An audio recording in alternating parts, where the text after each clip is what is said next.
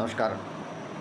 मैं एच.एम. बजलुल नूर असम से, और मैं आप सभी से इसलिए रूबरू होना चाहता हूं क्योंकि आज का मुद्दा बहुत बड़ा है और मेरा दिल में एक ख्वाहिश है कि मैं आप सभी से बात करूं, क्योंकि प्रेम एक ऐसी चीज़ है जो कुछ भी करा सकती है और अपने हदों से बहुत ऊपर जा सकती है, बहुत नीचे जा सकती है। इसलिए इंसान हूँ, दिलों में प्रेम है, दिलों में सद्भाव है, सम्मान है। तो प्रेम के प्रति सम्मान रखते हुए मैं आज आप सभी से बात करना चाहता हूँ। देखिए, मैं भी एक आम इंसान हूँ और देश का नागरिक हूँ। इसलिए देश के प्रति मेरा प्रेम, देश के प्रति मेरा सम्मान, सद्भाव मुझे आप लोगों से बात करने के लिए मजबूर किया है।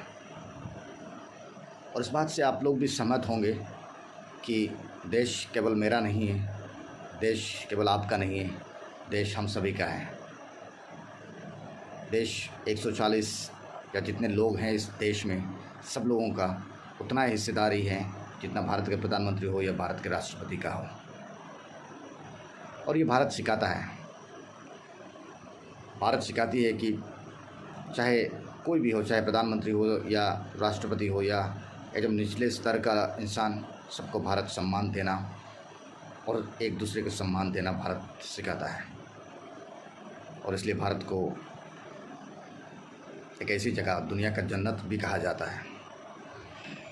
तो मैं आज दो तीन मुद्दे ऐसे हैं जिस पे हम और आप लोगों से बात करना चाहते हैं, और आप सभी सकारात्मक लोगों से मैं सलाह भी चाहूँगा कि देखिए, भारत को एक समय था जब हम और आप नहीं थे, तब भारत को सोने का चिड़िया कहा जाता था।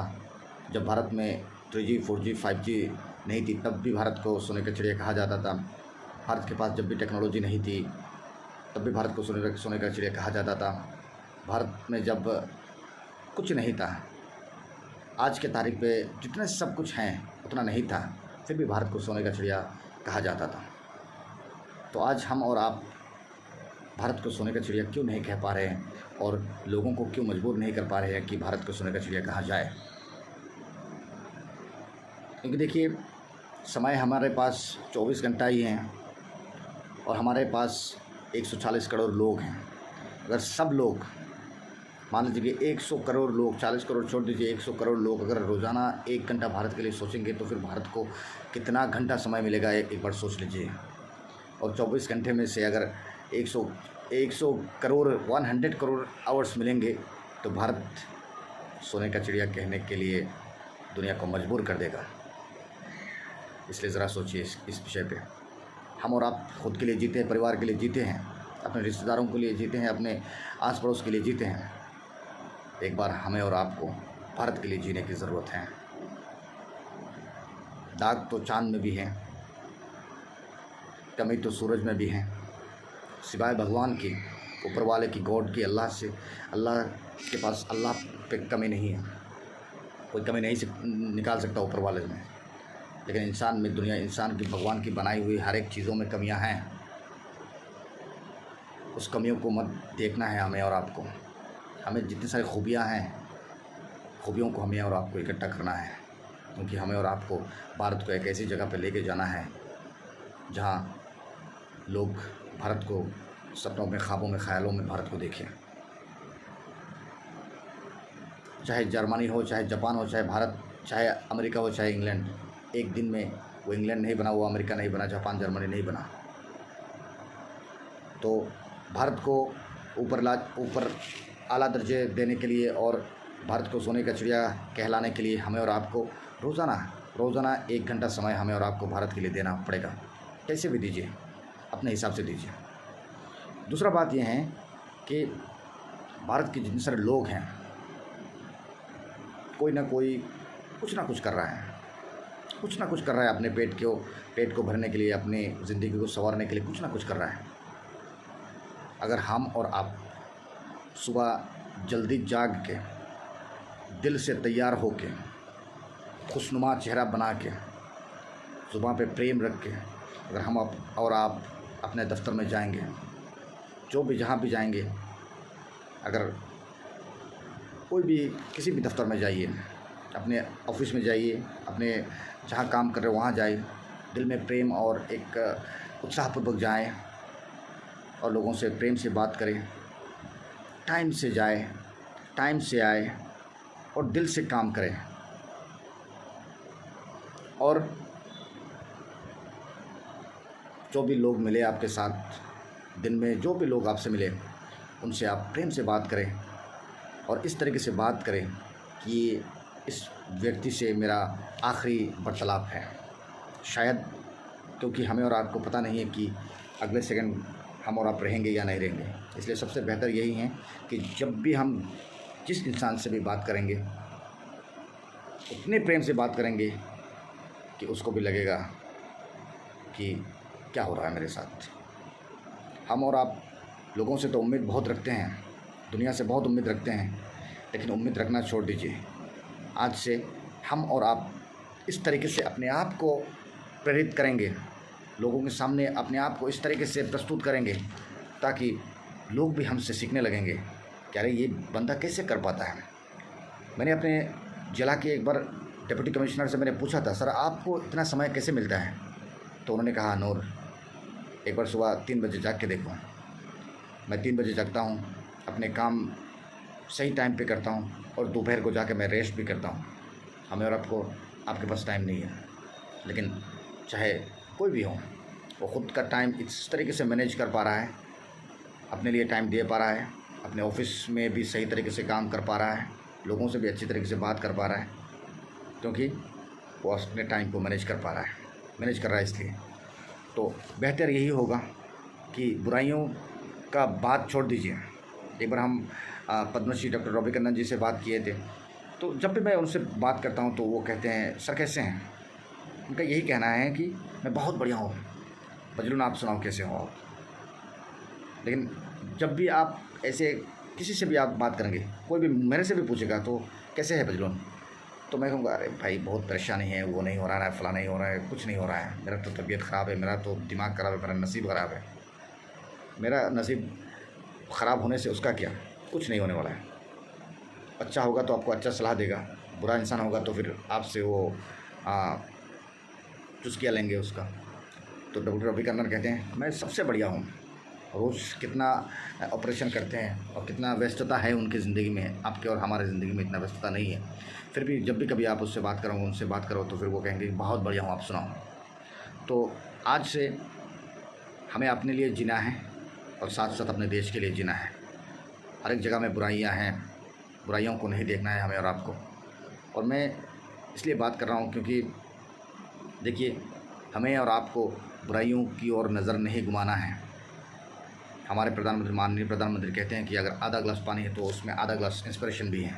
तो हमें आधा ग्लास नहीं देखना है, वो फुल ग्लास देखना है, उसमें आधा पानी है आधा इंस्पिरेशन है, वो देखना है।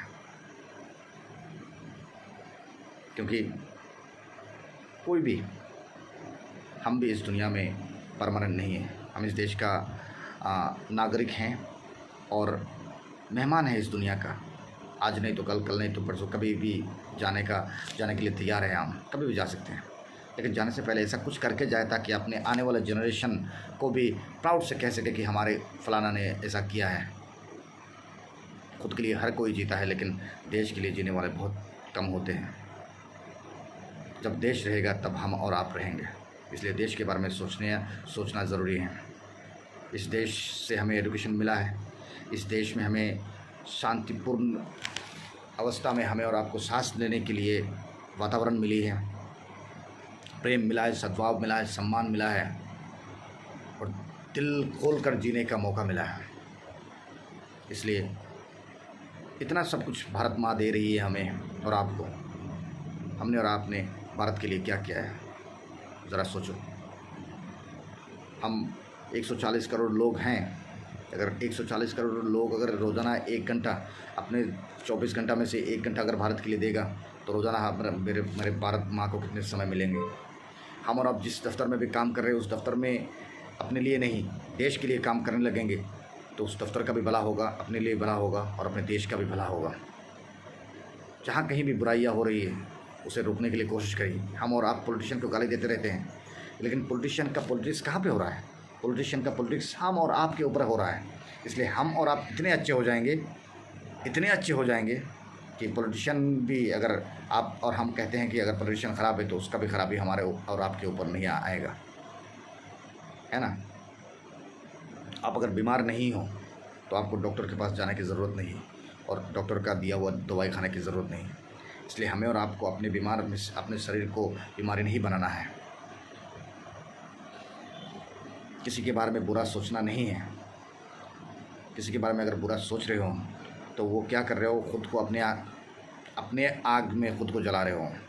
किसी और के बारे में अगर गलत सोच रहे हो उससे उसका कुछ नहीं होगा सिवाय आपका।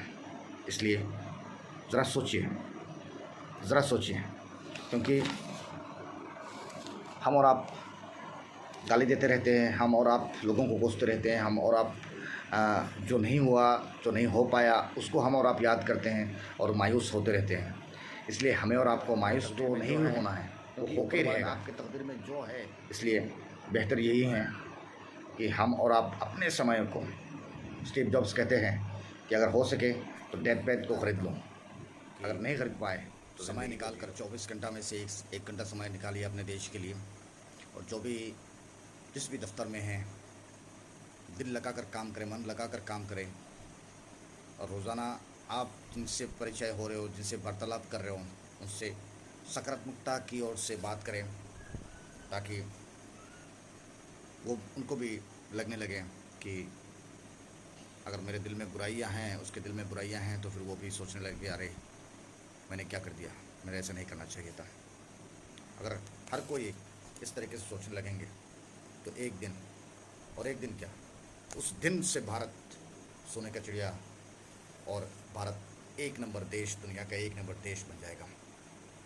और उस वक्त हम और आप कह पाएंगे कि we are the proud Indian, we are the proud citizen of India. हमें कहना है लेकिन करना कुछ नहीं है, तो कैसे हो जाएगा? इसलिए आज से कहना भी है, करना भी है।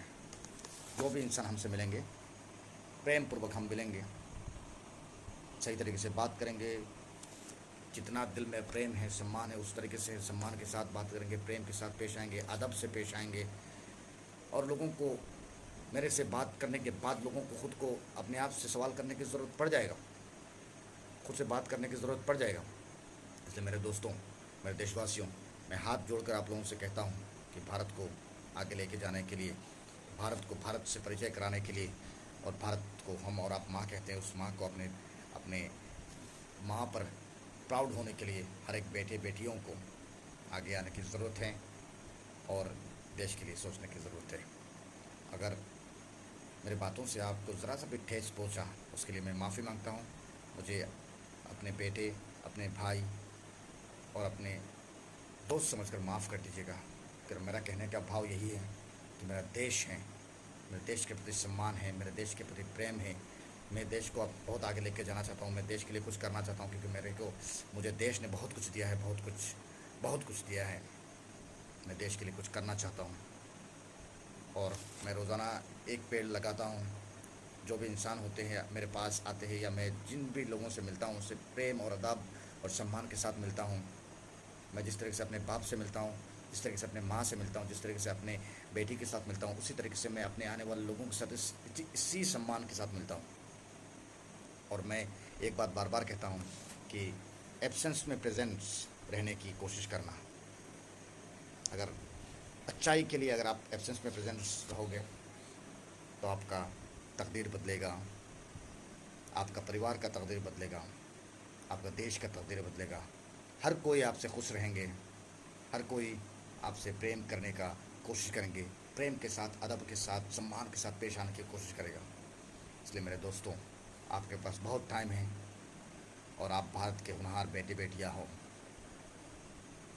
भारत के लिए ज़रा सोचो, ज़रा सोचो, ज़रा सोचो।